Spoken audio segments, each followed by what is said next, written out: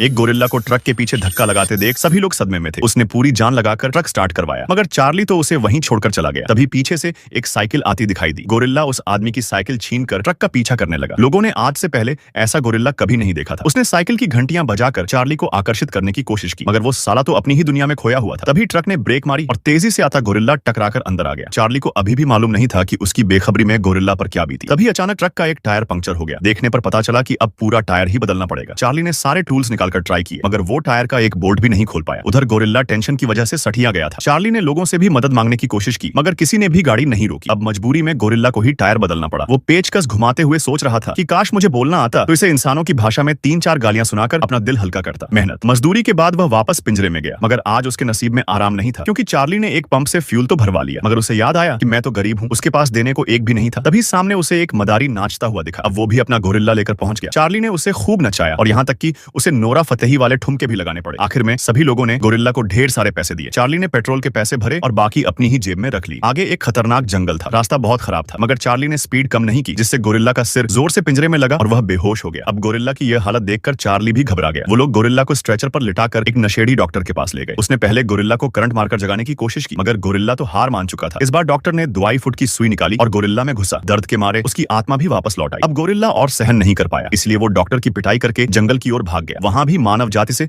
उसकी जान नहीं छूटी और वह बिन बुलाए मेहमान की तरह एक शादी में टपक पड़ा। इतने सारे इंसानों को सामने देखकर उसका सिर चकराने लगा, इसीलिए वो तुरंत वहां से भागा। मगर अब गांव के सभी लोग उसका पीछा कर रहे थे। इसी भागदौड़ में उसका पैर फिसला, मगर गलती से पेड़ पर बैठा एक जंगली गोरिल्ला ऊपर आ गया। एक टपोरी उस खतरनाक जानवर को भी सर्कस का गोरिल्ला समझकर आगे बढ़ा, मगर एक ही झापड़ में पूरा गांव सुधर गया। उधर बेचारा चार्ली अपने गोरिल्ला की याद में मूत रहा था कि तभी साइड से दोनों गोरिल्ले प्रकट हुए। ये देखकर वो अपनी टंकी खाली किए बिना ही वहां से भाग गया। जंगली गोरिल्ले ने सर्कस वाले को चैलेंज किया, मगर वह बेचारा तो बिल्कुल भी लड़ने के मूड में नहीं।